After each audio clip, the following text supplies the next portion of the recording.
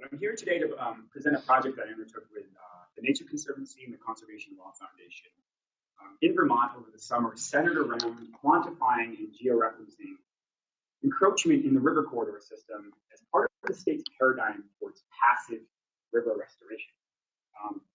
At a helicopter level, this project was really about performing a diagnostic of just one part of the current land use strategy being utilized in Vermont in helping restore their watershed and river systems to states of dynamic condition I'll define later.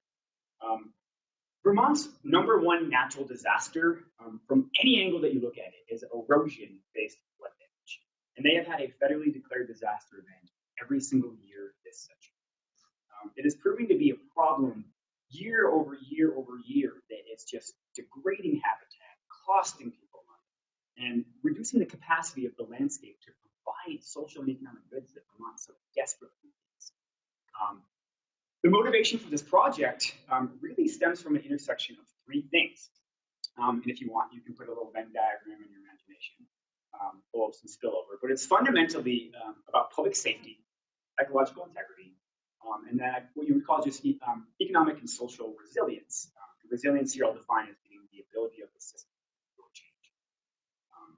And of course, within that Venn diagram are all sorts of competing threats like climate change, overdevelopment, Anthropocene-related land use and consumption issues, and all these things just adding up to the perfect storm of a system designed to fail. And I'm comfortable saying now, more than at any point in history, that we have to really finally prioritize the ways that we start to reorganize and design cityscapes, population centers, and the ways that they're weaved into the natural systems of which they're obviously a part of. This hurricane season has reminded us, being one for the record books, that we've got to start doing that. It's the 7th most disastrous season for hurricanes in history since we started recording it. And most of those fall within the century as well. And if that isn't germane enough, there was a tropical depression over the weekend when I was trying to get out here from the Northeast that came right up the Atlantic coast and then met this area of low pressure system that was coming down from the trough of the Great Lakes and collided in what is called a bombogenesis or explosive cyclone genesis. It is a real thing, and yes, you should be afraid of it. It quite literally canceled Halloween in a lot of New England towns. So if we can't start to get people to take climate change seriously, I suggest we continue to use words like bombogenesis and cancel holidays. Just saying, but I don't know. So I'll get into the weeds of how the project and process finds it down the way. But I want to make mention that in the simplest form, as with all natural resource conflicts, the blanket question is simply whether the current strategies and tools in place here are working fast enough, or whether the threats are tipping the scale in directions. That's really what we're all looking at right now.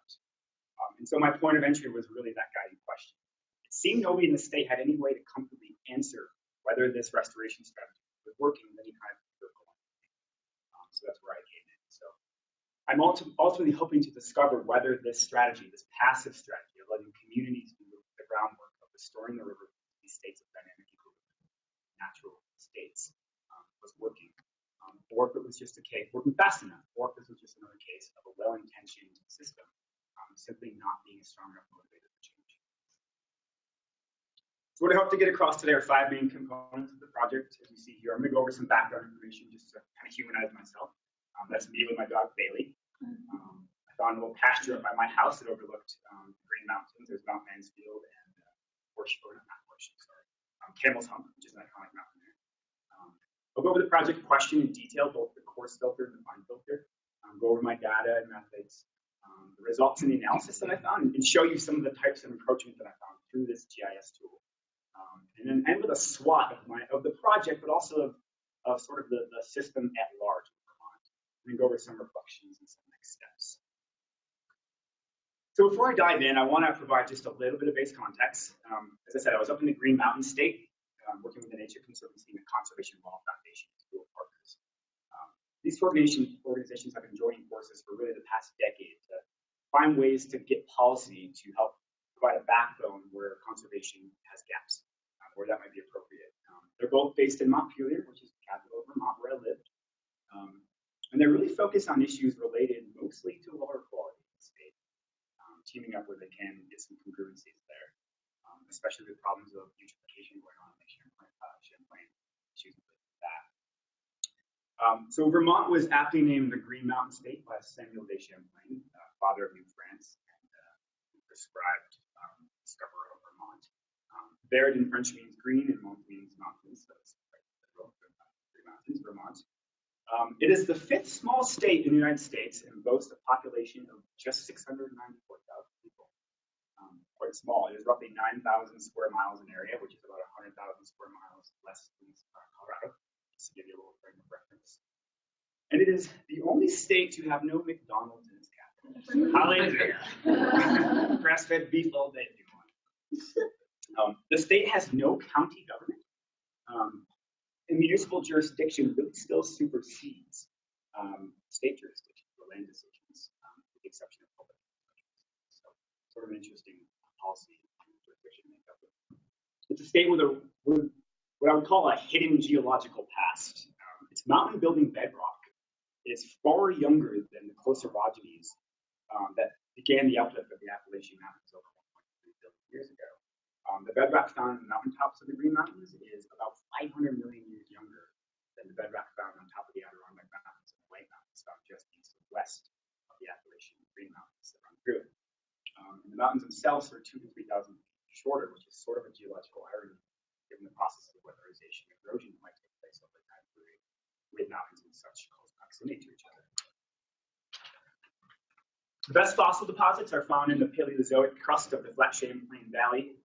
Seen here, this is Lake Champlain. There's a really flat Champlain Valley that runs through here that provides a nice sort of area for water to diffuse floodwater, which will come into play in a little bit later. You can find fossils of beluga whales and mollusks that tell the tale of a place that used to be connected to the Atlantic Ocean, Lake Champlain, Sea of Champlain. So as recently as 11,000 years ago, during the last glacial rebound, this was an area that looked much differently, as evidenced by fossil deposits. So it's now landlocked, but it does have the highest amount of freshwater endemic species in all of them. The social system in Vermont is as simple as it is complex, and it follows trend lines of a place really desperately trying to keep up with the legacy of dairy farming, mining, and tourism. And climate change, as we know, creates winners and losers. You might think of some of the winners of climate change being farmers who have an extended growing season, but it's important in places like Vermont and all over to really understand the net effect of these winners and how it plays out. Because climate change is creating an instability in the primary tourist seasons of both autumn and winter, where leaf peepers come up to look at the sugar maples that are turning crimson. They cover 3/4 of the state. 3/4 of the state is protected forest, state forest. And there's a million ski slopes that dot the mountainside. So these industries are really taking a beating from climate change. It is a place with deep, deep Yankee ties to the land and respect for private property rights. And that runs deep and comes across as the state is trying to bridge policy with practice in terms of evolving local communities, land use decision making. Sort of the impetus for this project. As seen here, there's 14 watersheds that drain into Lake Champlain or the Connecticut River. The Connecticut River runs north and south here. They all eventually dump into the Atlantic Ocean. The perennial river system in Vermont, and this is an important takeaway, has been really channelized since European settlement. Straightening, dredging, burning, all these things that we've done to our water systems in certain parts of the country to essentially make them a little bit more hospitable to how we perceive them. And it's fundamentally created a fire hose out of the entire watershed system. So anytime they get an extreme rain event, those rivers can no longer diffuse that energy, and it's going all over the place. So lastly, and really sort of the natural phenomenon for my project, in 2011, the state experienced a really devastating tropical storm, you recall. This was before Sandy, it came off the coast in North Carolina, proceeded to a tropical storm, and really just sort of unexpectedly built back up again and dumped 11 inches of rain over the line in 24 hours. That rain hit the mountainsides, came right down on both sides of the valley, but just flooded every single community in Vermont. It was devastating. And I was going to show you a video here, but in the interest of time, I think I'll just pass over it. But the storm cost the state $1 billion in damage. Now, if you know how much Irma and Harvey cost, that might not seem like much, but consider the size of Vermont, its tax base, its vulnerabilities, those kinds of things. It's a very expensive storm. And people were left asking the question if they should just leave, they should pick up their home and start anew. But as we know, the sort of system traps people. Federal system through FEMA and National Flood Insurance Program somewhat traps people into these places where they're going to continuously redevelop and maintain these places.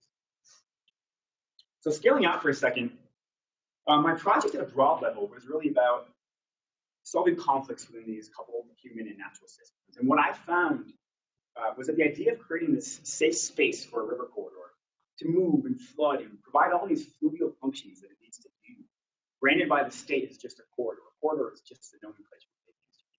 We call it freedom space, we call it an extended floodplain. It doesn't matter, but it's this freedom space that the river needs to do the thing it needs to do for us.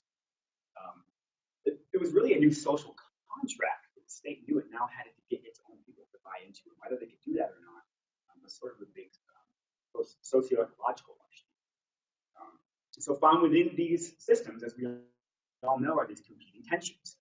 You've got development tugging at conservation. You've got livelihoods playing tug of war with rights and power, and then even positive environmental actions like adaptation, mitigation, and planning, emergency management, calling for resources, calling for competitive attention to do things and act. So it's finding ways to manage these tensions and bring about just and fair incomes for the whole system. It is really the essence of what we're all doing and what my project is based on. So before I get into everything, I want to ground everybody in thinking like a river, because that was fundamentally the perspective that I took throughout this whole experience. Before I began my process, I met with a gentleman named Mike Klein, who runs the Rivers Program at the Agency for Natural Resources. He was a student of Dave Roskin. I don't know if anybody picked up the name of him, but he's sort of the father of modern engineering as we think of like river management. He was a CSU alumni. So he had studied under Dave Roskin and brought that nomenclature back to the state of Vermont. But he asked me if I'd ever read the book, A View of the River by Aldo Leopold. And I sort of embarrassingly naively had to tell him, no, I didn't know who Luna Leopold was. I'm sorry, did I say Aldo? Luna was Aldo's son. Luna wrote A View of the River, although we all know. They kind of go hand in hand. A healthy river has healthy aquatic wildlife. And it allows for these ecosystem services that we all know have cultural and recreational utility and as such value. And so if we can't figure out how to let these river systems do these things that it wants to give us for free, then we will have to do it in the form of a human intervention that is invariably going to cost money. So we have to think like a river and allow them that space. So this picture here shows a relative elevation model derived from LIDAR of the Willamette River, or Oregon is a state that has comprehensive LIDAR data for the entire state. And so this opaque white band right here shows the actual channel of the river right now and at present.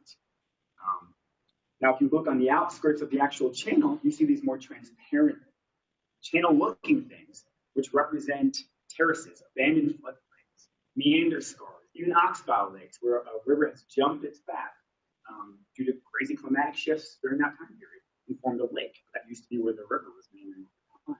So this LIDAR model helps to sort of visualize where that corridor might need to be.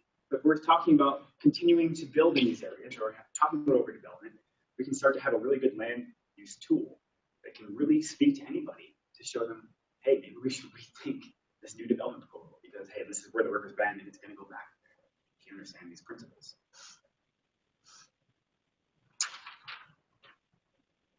This timeline here, I'm going to go through this really quickly, but essentially this all began in the 1990s when fluvial geomorphology as a discipline was incorporated into management and conservation. Like I said, Mike Klein in the 90s brought it back to Vermont from Colorado. Awesome. And the state at that point began to engineer streams to mimic natural states and stabilize. It was an active approach, right? What I was talking about earlier, berming and dredging and armoring and all those sort of active processes with what the state was doing. What they were finding out is they would spend years and years and years and thousands of dollars in man and manpower doing that to save 2 miles of river reach, while 100 miles of stream was being inactively and inappropriately managed and overdeveloped. So they took a time out and said, we've got to get communities to start to do this on their own. We don't have the time or the power to do this. So they adopted a more passive approach designed to get communities to adopt to take river management more seriously, to adopt river corridor bylaws and zoning protocols that would keep development out of that river corridor, that freedom space. So they got a FEMA grant, a hazard mitigation FEMA grant, to do phase 1 and phase 2 geomorphic assessments using remote sensing and land surveys to start to create maps that were really easy for these communities to understand, so they could start to incorporate them into their zoning and town planning. And just after that period, in the early 2000s, Hurricane Irene hit, which I mentioned earlier, causing almost $1 billion in damage. And Vermont rebuilt strong in their respective rivers in a new way. But the question was it enough? At that time, the state legislature thought about bringing a policy proposal to the table to just mandate development. They were just going to say, hey, we've learned our lesson. Communities can no longer do this. But that respect for private property rights and that sort of vein running through them would have been really, really unpopular with their constituents. And the proposal was shot down, so they didn't do that. What they did do, though, was they began to work with these towns for outreach education. They built a flume that incorporated actual river. We start to do things with the actual model and see how if you dredge a river, you start to make changes there that affect your downstream neighbors. So while maybe building a wall to protect yourself from a flood is a good thing, it's changing the system so much and the energy that it needs to release. And downstream, your buddy, your neighbor, your brother is going to feel that impact. So to get people around here to start to see how a river functions, to respect that process. In 2015, the state legislature through Act 138 passed what's called the Flood Hazard Area River Corridor. Essentially what that did was it created a formal economic incentive pass-through fund designed to encourage communities to adopt these maps into their development and zoning. And if they did, they would be provided money after disaster events. So it was a cost share program. They named it ERAF, as you see down there in 2015, Emergency Relief Assistance Fund. And through a set of 5 actions, they would receive up to 17.5% of the total disaster costs of that town. So keep in mind, through the Stafford Act, the federal government has to pay during federal declared disaster. They have to recoup communities 75% of disaster damages. But after that, it's on state and town budgets to try and find ways to fill in those gaps. So when you exhaust your budgets, after you can imagine a state like Vermont, $1 billion, it's a lot of money to distribute to towns for those damages. So we're trying to get towns to be proactive about this on their own by saying, do these things now. We will pay you in the event of a disaster, but we're willing to take that gamble because we don't think you're going to experience some kind of damage if you do this thing. These 5 things. The 5 things were participate in the National Flood Insurance Program. The second thing was to adopt a local emergency operation plan. The third thing was to adopt the most recent roads, bridges, and infrastructure standards. So culvert designs and the things that culverts need to withstand that floodway, adopting those into their towns. Having a hazard mitigation plan every 5 years, adopting that as a town. And then finally, this 5th thing, having a river corridor bylaw or hazard rule as part of your town zoning to stop development. If you did those things, hey, we're going to help you if the storm comes through. If no, you're on your own. These towns can't afford to do that. Most towns in Vermont have a population of about 1,000 people or less. So these towns don't have the tax base and they don't have the budget to provide for that storm cleanup.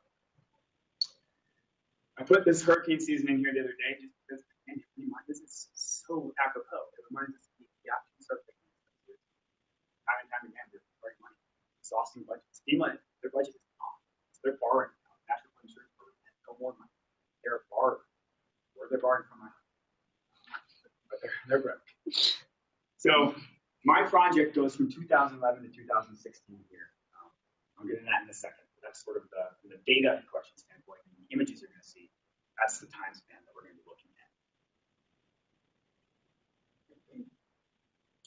So my project question was, the fine filter project question was, are towns that have implemented some level of local river corridor protection developing significantly less of their mapped river corridor compared to towns who had no such protection? So again, those protection mechanisms could have been a zoning protocol, a river corridor bylaw, or one of those things that the state was trying to incentivize towns to adopt through that cost share program.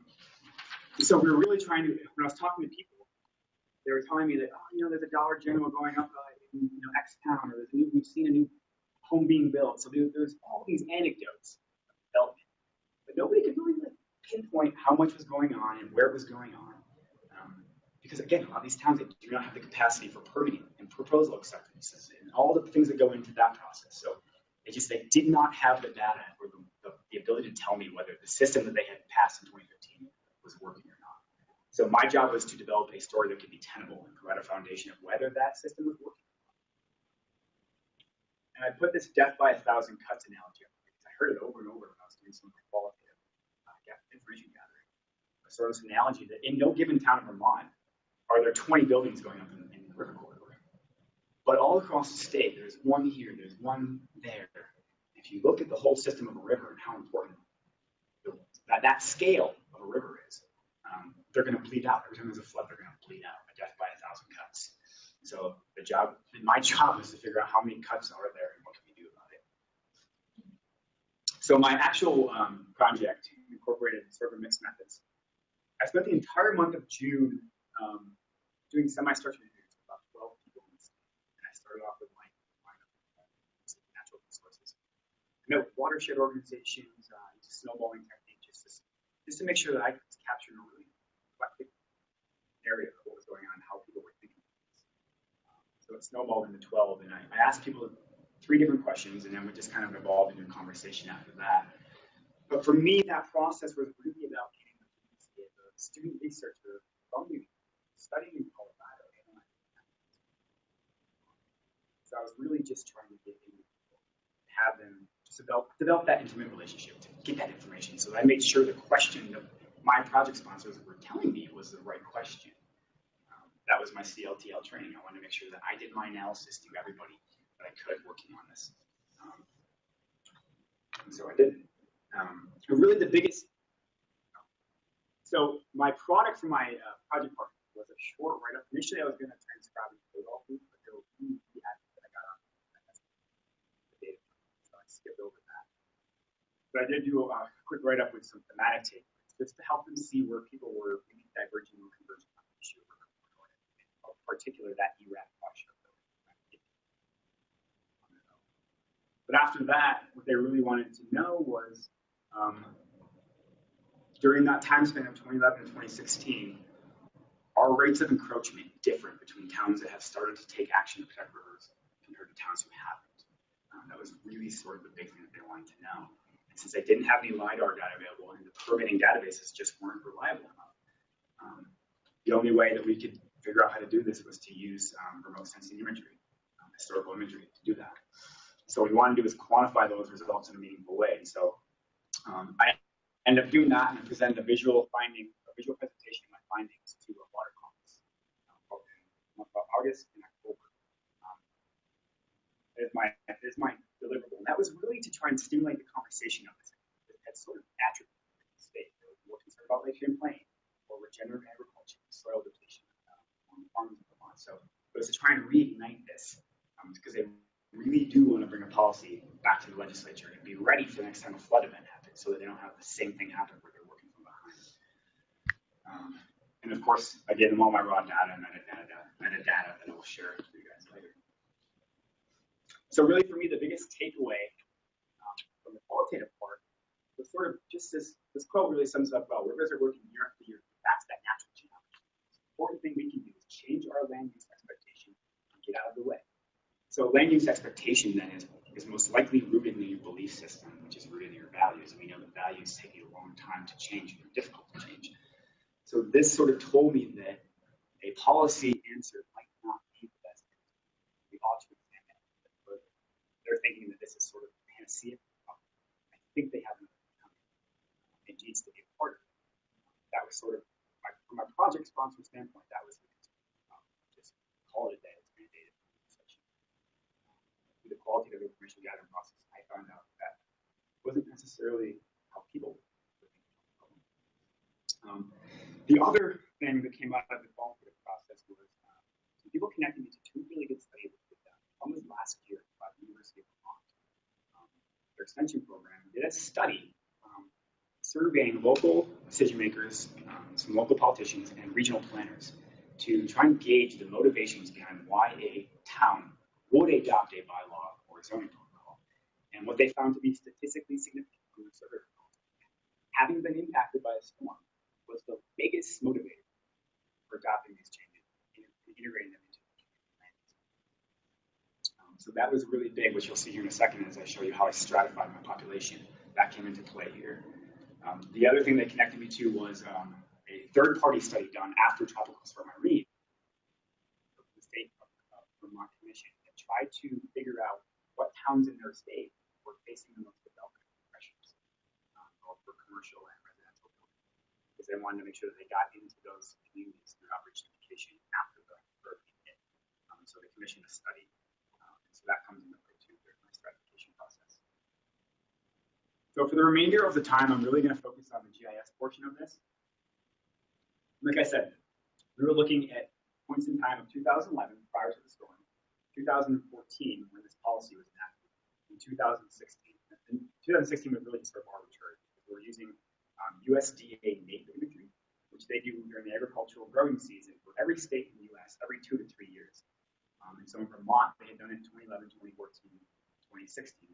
2011 was a great baseline because that would provide me a shot of the landscape prior to a tropical storm. 2014 would provide me sort of, okay, this is when they passed that policy. If they haven't been developing now, we know that it was after that time period. And of course, 2016 is just recent.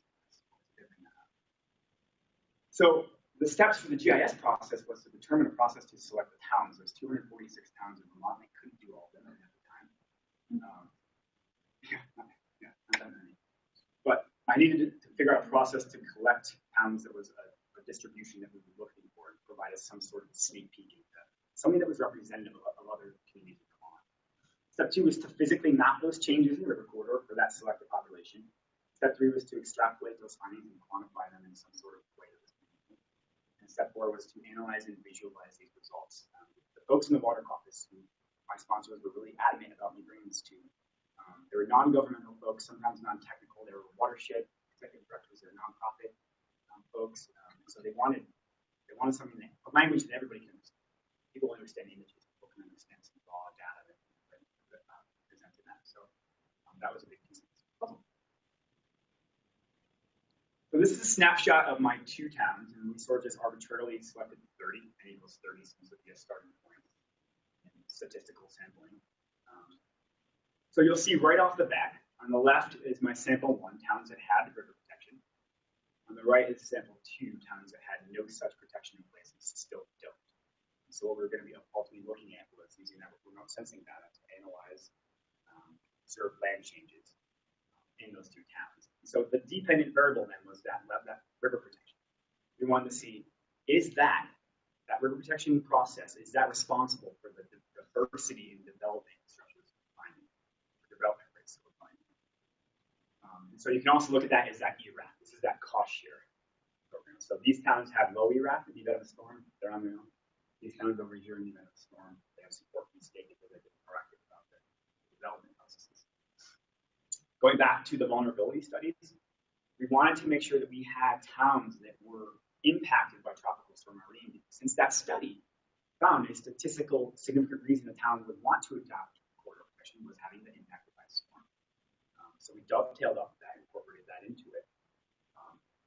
So we selected towns that were deemed vulnerable by both of those studies. And so every single town that was true for observation was affected by this storm in the amount of $1 million. And my trigger process, I started with the highest and just came down. So some of the towns that I selected, the storm cost them $10 million. Some it cost 5, some 2. But in every single one of these samples, that storm destroyed those towns. And so what we were ultimately trying to do was bring out any other variables and sort of create a level playing field to make sure that we can isolate that river corridor protection as being a reason that a town might have developed or not. So you can see the list of towns here. So I created a spreadsheet that had all 246 towns. I got FEMA data of how much everything cost them. The state of Vermont has a flood atlas that I extrapolated, and I could see what every town has been doing in terms of zoning through our cost share program. And then I just created a trigger process that said, okay, if Irene was high, bring them in. If they have this, bring them in. And so we resulted in 30. And it's an unequal number, but we'll normalize the data later. So these maps on the right here shows my study population. This is the state of Vermont. And the yellow boundaries are the town borders that I got from the Department of Transportation. We've got an online data layer in our GIS. The blue looks like those veiny looking things look like the rivers, but that's actually the corridor. When you zoom in, it becomes a sort of a band of those phase 1 and phase 2 maps that State Creek. So those are, you'll start to see those when I zoom in a little bit. On the left is the amount of FEMA damage that cost those towns. So right off the bat, you can see that, I mean, that even with the human eye, you can see the correlation. Just kind of reinforcing that though there's a geographic bias, we're trying to make sure that we select the towns that should have been motivated to do something. But some of them didn't, some of them did. What's the difference in development? These donut charts show the sample population in terms of Vermont totals. So I picked population, river corridor in acres, and Irene cost. So you can see my 30 towns represented 18% of the population, or about 170,000 people. 16% of river corridor, or 33,000 acres, and then about half of what Irene costs the entire state. So this kind of just gives you an idea of the distribution, the scale of my sample. Step 3 was to physically go through and map these changes. I'm going to exit out of here and click the link to show you the tool that I used. It was the swipe glass tool that is available on Esri, or GIS, the software that we learned from CLTL. And so what you can fundamentally do is, you can load a data layer. This is the 2011 native imagery I talked about as my base layer. And then conversely, you can load another remote sensing data layer on the right side, swipe this tool back and forth, and start to just, with your human eye, just make those detections. I know it sounds really sort of crude, but this was the best way to do this given the data we had available. So I went up and down 33,000 acres of river corridor in Vermont, essentially going like this. Okay, but this is a rural part of Arlington. They were my second sample. They had no zoning proposals, nothing to stop development. So on the left is 2011. You can see it's a nice vegetative buffer here along the back of the river. Some green space. There's a little bit of driveway.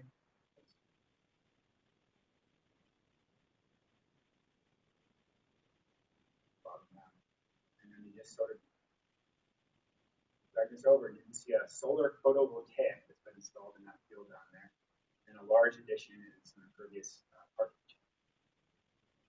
So once I did this, once I found this in the river corridor, I georeferenced it. First time presentation. I georeferenced it with a Latin long. I gave it a GIS tag so I could find it later. I give it a Latin long georeference. Then I took a shot at getting an estimate of the square footage. This is sort of a Cadillac data metric in Vermont. There's a limitation to this because this is raster-based data, so there's nothing mathematical behind it, with the exception of a pixel contains a certain amount of meters. It's 1 meter ground sample distance. But I was taking a shot because they wanted me to have some sort of aggregate number of the total change in square footage of development. And so I would literally draw a polygon around the new development, and it would take a best guess at estimating that one-dimensional change in impervious square footage. So capture that. I would then just notate what type of structure it was, just again, get a best guess. Is this an addition? Is this new? Is this a solar PV or energy? Is it parking? Is it recreational facility? Is it a mobile home? I would get the address of it, which was important later because they're going to be fact checking this and tuning this in some of their permitting databases. Then I'll just make some notes. What river is along, and what's the quality, the confidence quality that I can say that this image is 100% new. Again, this is digital imagery, so there's a limitation to this. So I want to make sure that everything we found was 100% something that was new to the landscape.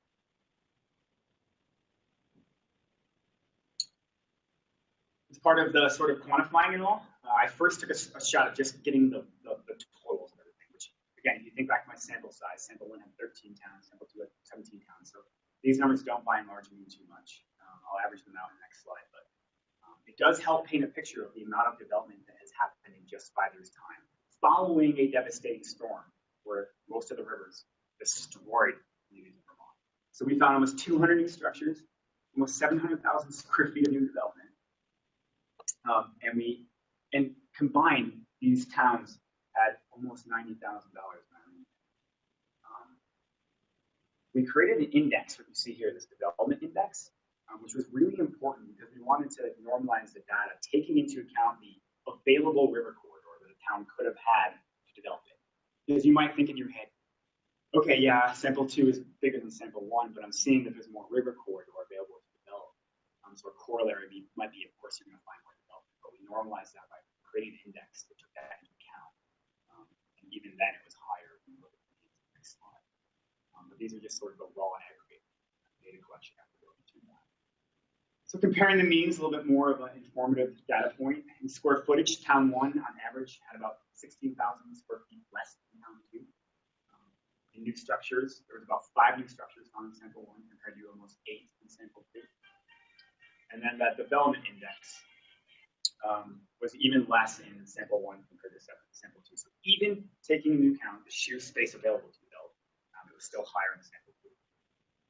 I put is this appropriate because this was just sort of me saying, hey, wait a second, my brain's telling me this doesn't look right. So we normalized it, but there could be another story here because a lot of the towns in sample 2 had higher population size. A lot of the river corridors, especially their village sites and their infill, they were already developed. So just having a bigger river corridor might not necessarily be. So I don't know that that's an appropriate way to normalize this data, but it's what I did. It's what my project sponsors wanted to know about me. So I put an asterisk there because I'm not sure if that's the best way to do it. So what's the big deal? Again, on the left, you've got the means. The towns with no formal river protection, on average, had 77% more new development in terms of structures, as a mean, as an average. Conversely, towns with no formal river management, on average, had 54% more development in terms of square footage. So, in thinking about a river and sort of a more system scale, reach level, one new development going in the river corridor that's 20,000 square feet is probably less harmful than 20 new developments of smaller square footage going up and down that floodplain. Because again, think about that, the tendency that I talked about. You put something along the river corridor, the tendency of the notion to then protect it by armoring or building up or putting concrete walls around it increases. And then you're adding to that fire hose. You're reducing that ability of the river corridor to provide all those ecological needs. So the number of structures was more of the Cadillac data for me. Through this process. So if you normalize it, even so, towns with no formal river protection on average had 11% more new development in square footage when river corridor was taken into account. And then the big takeaway was that towns with no formal river protection on average had 22% more new development in terms of new structures. So that's a big difference, whether it was statistically significant or not, we'll get into, but that starts to tell a story of whether this policy tool works. So for my water caucus presentation, I provided a lot of static imagery. This is one of my deliverables. And I went up and down, and I had individual data sets for each town. I'm not going to go through this audience today, but essentially I broke it down by town. What was their level of ERAC? How much new development did I find? What were the development pressures? What were those triggers that resulted in them being considered for inclusion? I went through that. But for today, I'm just going to kind of machine gun through these and show you the kinds of things I found. Again, left is 2011 imagery prior to Tropical Storm Irene. On the right is post-Tropical Storm Irene in 2016. I'm just going to kind of go through some of these. You see single-family homes. This blue line here, that is that river corridor. That is that area mapped by the state for these towns to incorporate. We've got 22,000 square foot commercial building. Confluence of the Dog River and Stony Brook. Huge addition to a winery in rural parts of Reedsboro, Vermont. It's a 30,000 square foot change. And keep in mind, you can start to see things going on in the river too. Different deposition and erosion-based things going on. This is a huge parking lot that was put up right by the White River. Single-family home in Sharon. Huge area. This is like a 6-acre parcel right here with 2 single-family homes and a new driveway in the Pahuski River. That river, I can tell you, is going to want to flood there. Richmond, Vermont, Waitsfield, you've got a community solar array that went up right on there. So again, all this infrastructure, people are going to want to protect it, and then when it gets damaged, it's going to cost money, and that's taxpayer dollars. Arlington, that was the one I showed you guys on the actual slide glass tool. I showed this one because again, there are limitations to using this digital imagery. So here you might say, okay, yeah, I see something different. But I also see some shadows there on the left, and maybe it's below the tree canopy, things like that. So, okay, I'll give you that. But there are ways to get around that. And one of the ways you can do that is by using the NDVI index that USDA also collects in conjunction. And this shows the relative biomass of that same picture. So you can start to see, okay, Yeah, there's a little bit of clearing here, but in this 2016 imagery, I very clearly see a very linear footprint of a building. So it's just a way to build the confidence of these things.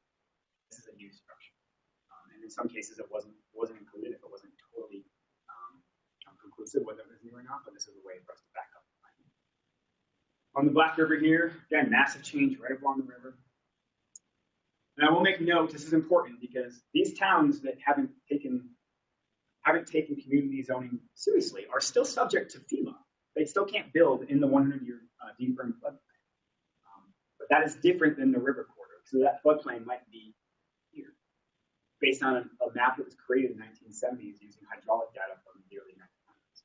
So we start to see where this river corridor is a better protection scheme compared to just using FEMA's floodplain maps. Bethel, Hartford, just ridiculous. Jamaica was the hardest hit town during Tropical Storm Irene. You start to see mobile homes.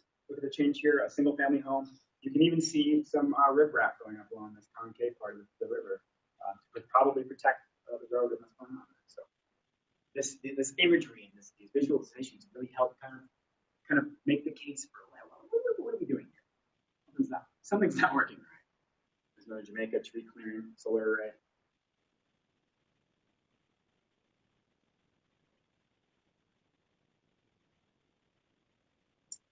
So we need hope and conservation.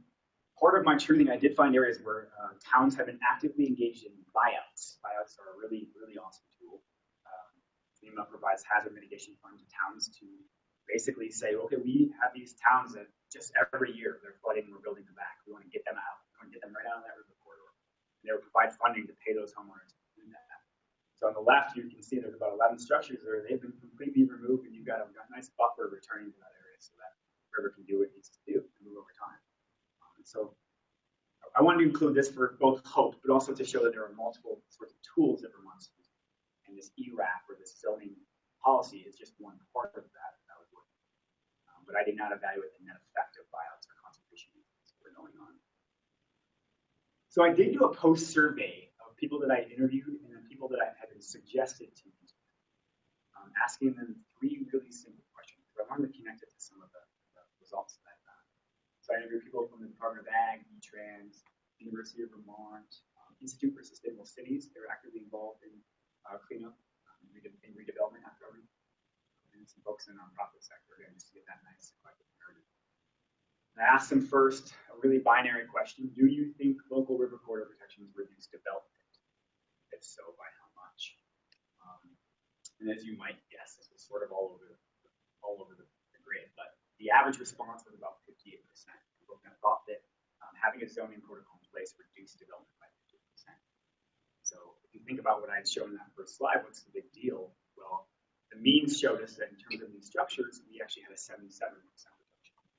But if we normalize that with the river corridor through that index, we only had a 22% reduction. So the hypothesis that we had might not match how other people are thinking about this issue in terms of effectiveness. So I did this because we wanted to have an idea of, if we do this again, if we expand it, what could we actually test as a hypothesis? People think that this is working this well by this percentage. Let's start there and then run our descriptive statistics off of that, as opposed to just having an alternative hypothesis that said the difference. Second question was, why are communities still developing in their map river corridor? Haven't they developed it enough? And here I provided a list of responses and then a section for other. Economic pressures, just need to get people in there for tax-based money. Compelling development proposals. Hey, we want a Burger King, we want a Dollar General. Just really compelling commercial areas coming in and saying this will be good for the economy. Inadequate enforcement of river corridor bylaws, because one of the things I found in my qualitative process was that these river scientists, A&R, don't have a mechanism to really enforce the actual program itself. So it was really shocking to hear that. I said, is this program working? They're like, they get it. Can't go out there and audit all 246 towns every single year. So that was an option. Insufficient state funds. Is the cost share program not enough? Do we need to go beyond that? Do we need to provide more incentives? I was curious about that. That was a low response. Statistically significant answers were lack of knowledge about fluvial geomorphology and what river corridor even is. I had to spend half this presentation sort of describing it. People do not understand that rivers need that space of time. So to just that lack of communal knowledge, the real barrier to that. And then in conjunction and fitting for what I said, respect for private property. People are afraid to tell people what they can and cannot do with the land. It's creating inaction naturally at different system levels. So that was really a really interesting takeaway from our project partners. Lastly, what's needed now to protect our rivers from development? And I asked respondents to rank these. Investments in targeted education, state legislation, increased state incentives, expand that Act 250 to include all public infrastructure, not just municipal jurisdiction one. More money allocated for conservation buyouts and easements. More time to implement the current system. Maybe the current system's fine. We just need another decade or two to prove that it's working. And get out there and talk. More and more technical assistance. In a lot of these towns, the person responsible for approving a development proposal is the town clerk. A town clerk is a volunteer or a part-time employee, and they do not have the understanding of what should go into the review of that development. So up and down Vermont, people are going, do it, build it, and they don't know what to do it. So you're seeing all this development. So we need to provide more technical assistance to those towns. And this was, there wasn't anything that was significant in this response, so it didn't help us provide sort of basic understanding. But it is SWOT analysis of my own project. Obviously, the strengths were that it was visual. This is repeatable, and in fact, it is going to be repeated.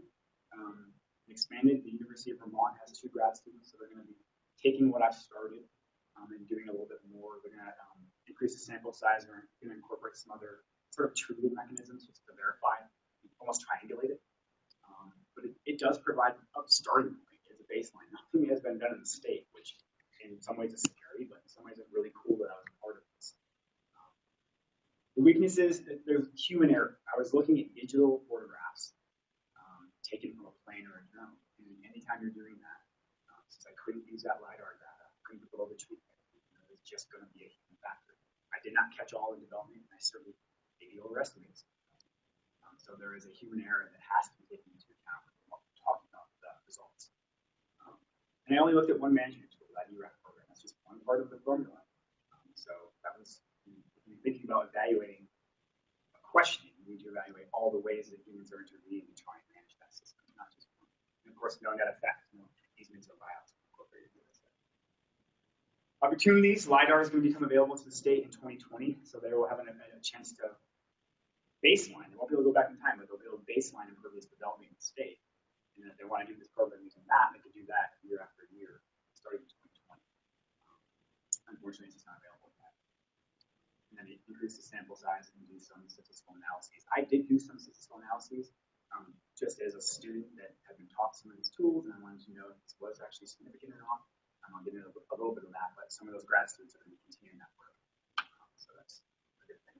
And then your threats. Extreme rain events in the Northeast are expected to increase by 24%.